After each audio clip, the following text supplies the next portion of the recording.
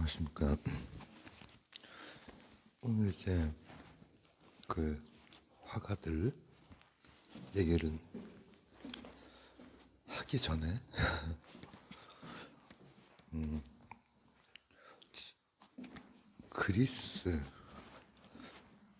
그리스의 그 조각상들 있죠. 그리고 헬레니즘의 조각상들이 있고 또 르네상스에 이제 베네치아 이쪽에 그림, 조각, 거기에 이제 천재들이 많이 나타났잖아요. 근데 거기 그림이나 조각 보면 굉장히 생생하다는 느낌 들죠. 밑에 이집트 그림은 생생하다기보다는 약간 도식화되어서 사람이 딱 서 있는데 발은 옆으로 되어 있고 또 얼굴도 옆으로 되어 있고 몸은 이렇게 딱 정면으로 되어 있고 이런 모습이 있고 또 중세의 같은 이제 이탈리아라고 해도 중세 그림까지는 또 약간 도식적인 느낌으로 이렇게 잘 그리지 못한 것 같은, 크기도 엉망 잘 안 맞고, 그리고 이제 근대로 넘어오고 근현대로 넘어오는 그림들 중에서도 이제 현대미술 이런 것도 굉장히 복잡하고 어렵잖아요. 그거는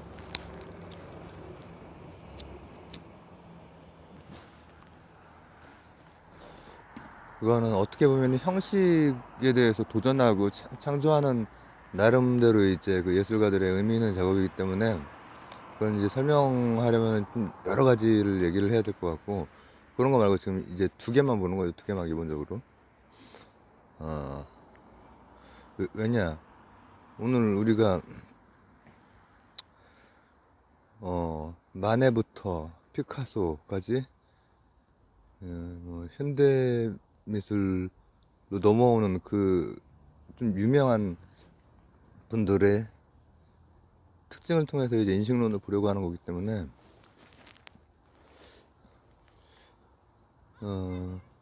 근데 그리스랑 이집트 이렇게 나눠봤을 때는 그리스적인 게 이제 그 라스코비오카도 이제 생생하잖아요. 라스코비오카에는 그런 그림들도 생생하고, 그다음 또 어디 벽화지? 그 사자 나와 있는 사자들도 지금 현대 화가들이 그린 것처럼 그렇게 생생해요. 그거 참 희한하죠. 사람이 어쨌든 사피엔스가 되고 나서부터는 그렇게 그릴 수 있는 그 능력이 있나 봐. 근데 제가 생생하다고 표현한 그 표현이 우리가 가지고 있는 감각, 인식으로 생생하다는 것이고, 만약에 이제 이집트나 중세의 그 라틴 그런 미술 작품이 생생하다고 느껴진다면은 아마도 그 사람들의 그 그 문화의 시각으로 봤을 때 그게 생생할 것이고, 그리고 또 러시아 같은 데는 다른 스타일의 그림이 나오거든요. 다른 스타일. 그리스나 이집트 같은 그림만 있는 게 아니라 다양한 관점이 있는 거예요. 러시아 같은 경우에는 원근법이 달라.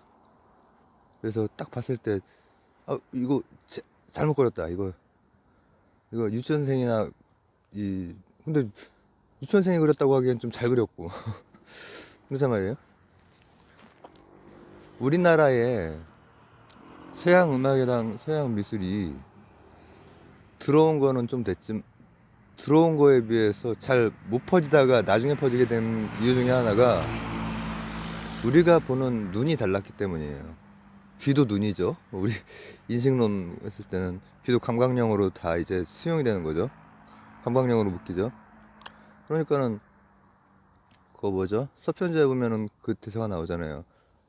어 이제 소리를 딱 하고 있는데 그 서양 음악이 딱 울리니까 사람들이 그 소리하고 약 파는 거기에서 그 서양 음악 가는 데로 다 이렇게 가버린단 말이죠. 가버리는데 이제 유봉이 그러죠. 뭐 우리 소리한테 될 것이냐 뭐 이렇게 하면서 이제 얘기를 한단 말이죠. 그게 뭐냐면은 처음엔 못 퍼졌어요. 처음엔 우리 귀가 이제 그렇게 듣거든. 우리 귀는 이렇게 소리가 있어도 소리를 통해서 이면을 듣는 거예요. 이면. 그림을 통해서도 안 그려진 곳을 보고 이면을 보고. 근데 거기에서 들어온 거는 이면이 없어. 이면이 가득 채워져 있고 명확해. 그림도 그렇고 소리도 그렇고 명확해. 주파수 같은 게 명확하단 말이에요. 다 주파수잖아. 그림도 주파수로 보는 거고 소리도 주파수, 그림도 파장으로 보는 거고 그리고 소리도 파장으로 보는 거고. 소리는 이제 소리가 주파수죠. 어쨌든 그 파장을 보는 거란 말이죠. 파장을 귀나 눈이나 이런 걸로 파장을 감지하는데 그 명확한 것이 우리한테는 명확하게 이거 명확하다 뚜렷하다 이게 아니라 이상한 거야. 그리고 기존에 했던 사군자라든지 아니면 판소리라든지 이런 거 보면은 이면이 담고 있는 그 우리가 생각할 때 여여한 게 그대로 들어온다고 생각을 한 거지. 이집트에서도 이제 그렇게 그린 게 그들이 가지고 있는 문화를 반영을 하는 거지. 사자에서 같은 데 그려진 그림이 그래 사람이 이렇게 죽어도 특징들이 그대로 이제 부패하지 않고 미래로 만들어 가지고 가서 심판도 받고 내세도 누리고. 그러니까 코 같은 데는 앞에서 보는 것보다 옆에서 보는 게 확실하게 보이니까 그렇게 그린 것이고. 근데 대략 이제 대항해 시대 한 15세기 후반부터 해가지고 지금까지 이렇게 생각하면은 이제 퍼진 게 카오스가 아니라 코스모스적으로 보는 그 관점이 이제 전 세계에 퍼지는 셈이죠. 전 세계에 퍼진 셈이야. 그러니까는 우리나라도 그리고 아랍도 다 이제 그 질서로 감지를 한단 말이에요. 사람들이, 현대의 사람들이 기본적으로. 지금 제가 현대라고 하는 거는 지금 좀 너무 세게 묶었는데 기본적으로 이제 한 19세기 뭐 이 정도 되기 전까지 이제 그렇게 이제 19세기 뭐 이 정도쯤부터 그렇게 보는 시각이 이제 만연하는데, 그러다가 근대가 시작되면서 거의 동시대적으로 막 다음 세대 다다음 세대 되면은 인식론이 그렇게 무너지잖아요. 데카르트가 한번 세웠지만은 그렇게 인식 안 된다. 데카르트한테 중요한 거는 다른 뭐 수학 업적도 저기 뭐야 세우고 막 이렇게 했지만은 주체를 세운 거거든. 인식 주체를 세운 거야. 근데 바로 그냥 베이컨이란다. 버클리, 흉 이때 그냥 바로 망가지는 말이에요. 버클리 같은 경우에 완전히 유심론이거든. 유심론. 완전히 그냥 양명학 비슷하단 말이에요. 근데 그러니까 일치유심조야. 버클리, 양명학, 선불교 다 일치유심조 비슷한 거란 말이에요. 그러니까 이 성리학이 불교 들어오면서 이제 그게 이해나 이런 게 다시 한번 이렇게 체계도 세우고 깊어지면서 주자학 쪽이 우리나라 쪽에 또 이제 아주 극한까지 가지만은 중국은 선불교 같은 거는 우리나라에 남아있지만은 중국은 그 대신에 성리학이 주자학적인 게 아니라 양명학적인 그 흐름으로 가거든요. 현대에도 마찬가지. 현대의 그 철학자들도 양명학적인 것을 이렇게 생각을 하고 베르구송 영향 뭐 이런 것도 받고 해서 직각 직각이라고 하는 그런 개념을 이런 건 나중에 얘기하겠습니다. 어쨌든 그렇거든요. 이건 나중에 또 이렇게 좀 자세히 얘기고. 근데 보는 방식인 거지. 감지하는 방식.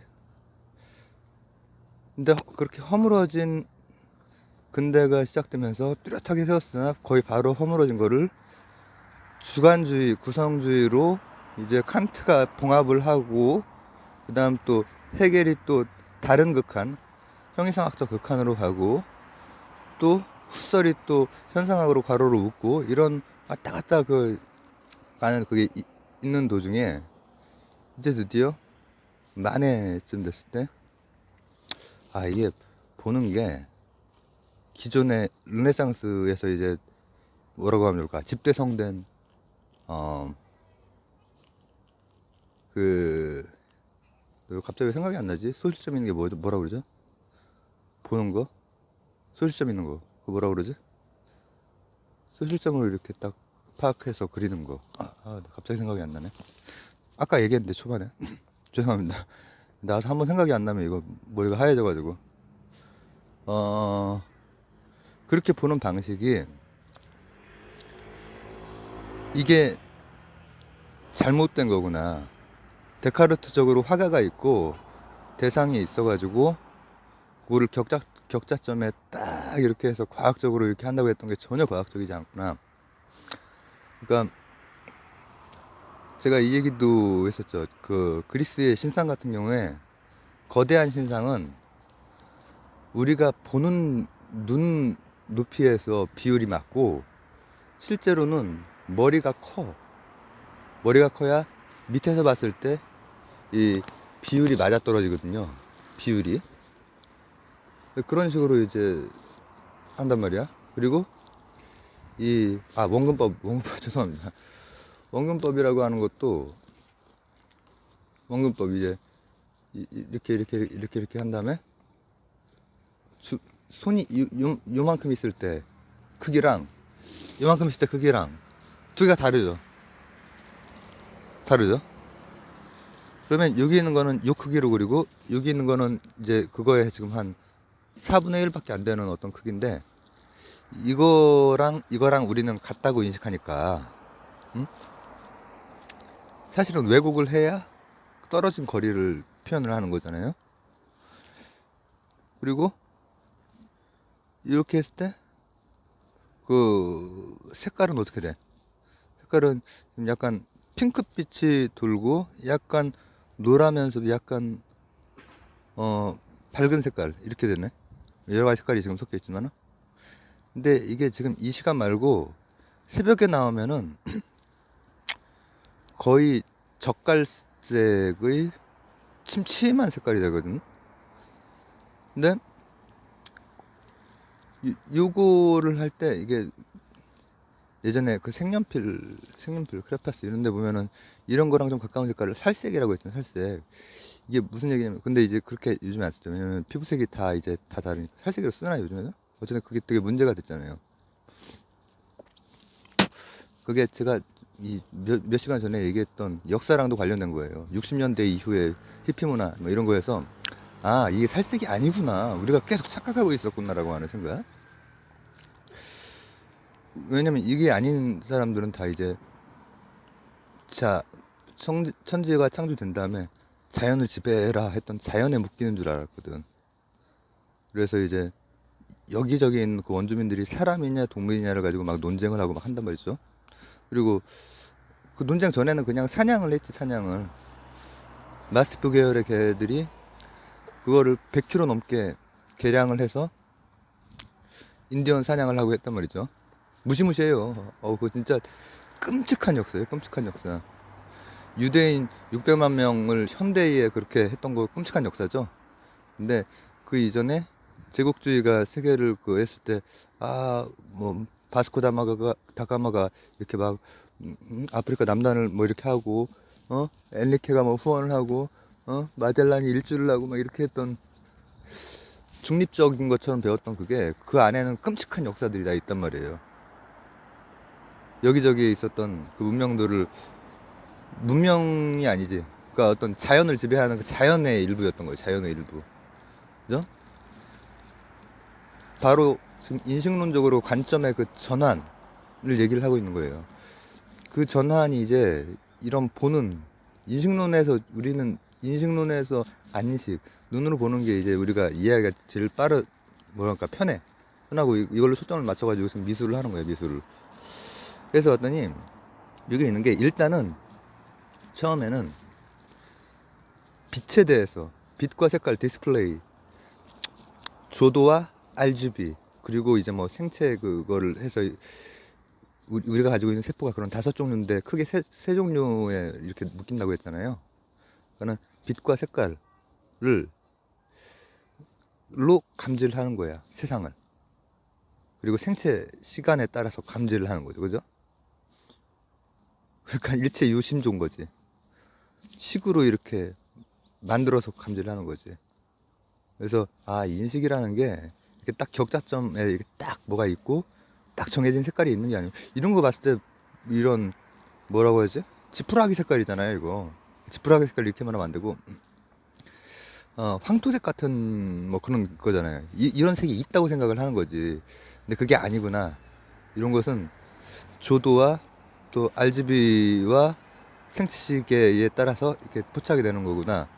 그러면은 그림도 같은 성당을 그려도 흐린 날, 비 오는 날, 햇볕 쨍쨍한 날, 석양이 지는 날, 이렇게 계속 바꿔가면서 그리는 거야. 그 그림 있잖아요. 뭐 성당이 딱 있는데 다 색깔이 다르게 칠하는 거. 그리고 그래서 이제 그 인식이라고 하는 것이, 인상파라고 하는 기본적인 그 아이디어가, 이 인식이라고 하는 게 빛하고 색에 따라서 그렇게 객관적인 거를 눈을 통해서 뇌로 들어가는 게 아니라, 객관적이지 않은 것이 눈을 통해서 뇌로 들어간다고 이제 한 거지. 객관적이지 않은 것이. 여기에서 그러니까 인식 대상 하나가 좀 허물렸죠. 이해가 가십니까, 이거? 인식 대상 하나가 허물렸어. 쉽게 말하면은, 칸트가 이제 물 자체는 모른다고 했잖아요. 우리가 여기 있는 거의 형태나 정해진 색깔, 이게 있는 게 아니고, 그건 모르지만은 해에 비치면은 어떤 방식으로 우리가 눈을 통해서 뇌로 들어오는 거지. 그리고 이제 그걸 빛, 색, 이런 디스플레이 요소, 화소, 이런 요소예요. 이런 요소로 이제 그 생각을 한 거예요. 인식론적으로 이제 그런 변화가 조금씩 일어나는 거예요. 왜냐면 그 전에 했던 객관적이라고 한 게 사실은 왜곡이거든. 크기도 왜곡이고, 그죠? 아까 그 그리스 조각상도 얘기했지만 그렇단 말이야. 근데 그 다음 마네모네가 이제 그런 작업을 하고, 그 다음에 고흐 이런 사람들은 그것도 아닌 것 같아. 빛이 이렇게 한 다음에 눈이나 뇌로 오는 게 아닌 것 같아. 고흐에 대한 것은 제가 지금 그 신경과학 관련해서 제가 하나 할 말이 있는데, 그것까지 넣으면 좀, 어쨌든 이분이 그 테네 피질에 좀 문제가 있었을 거라고 그런 생각들도 있거든요. 그런, 이게 지금 뭐 고흐가 뭐 정신병이다 이런 얘기를 하는 게 아니라, 피질이 실제로 문제가 있을 때 나타난다고 지금 했죠. 내 식에 나타나는 그것을 그렸을 거라고 하는 거예요. 이렇게 막 투박하게 탁탁탁 이렇게 하는 그 그림 있잖아요. 막 휘몰아치고 하는 별이 빛나는 밤에 같은. 근데 이분은, 이제 이 사람들은, 이게 그게 아니라 뇌에서 눈을 거쳐서 보는 게 완성이 된다. 이렇게 본 거지. 그러니까는 전기인상파는 디스플레이 요소 가지고 물 자체는 모르지만은 눈을 통해서 이렇게 들어오는구나.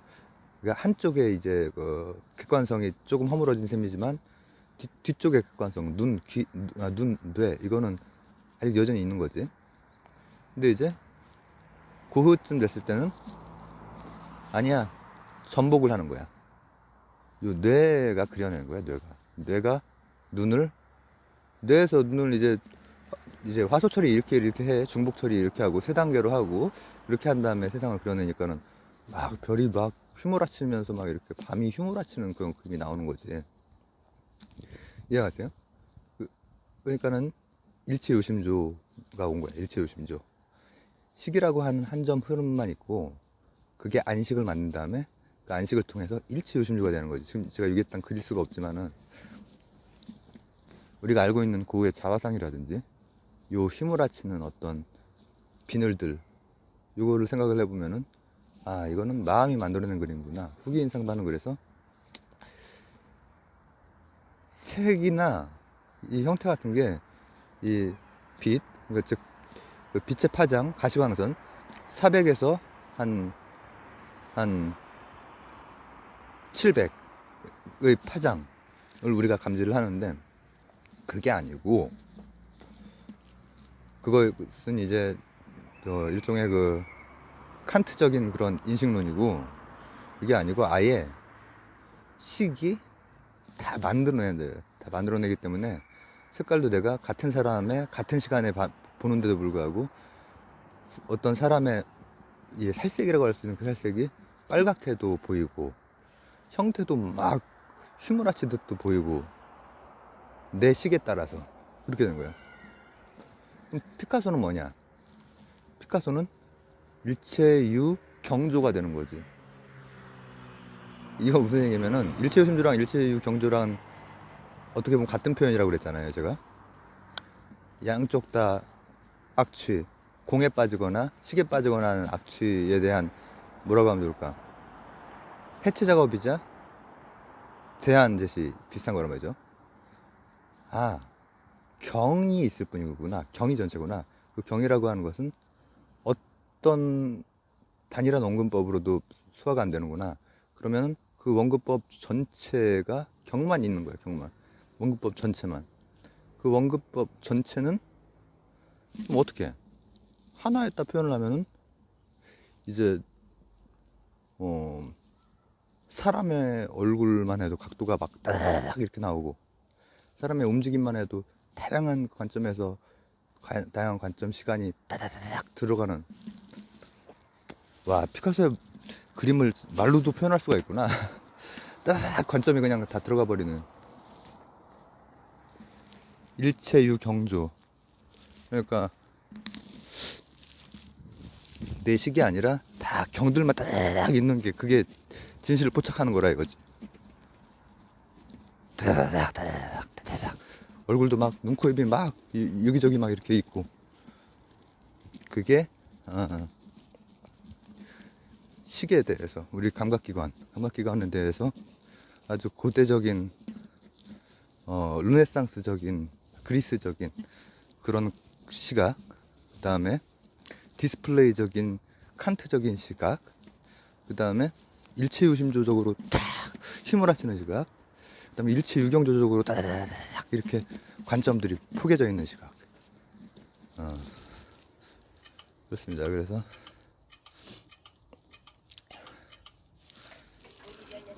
어떻게 보면 미술 내에도 그런 관점에 대한 것들이 흐르고 있죠.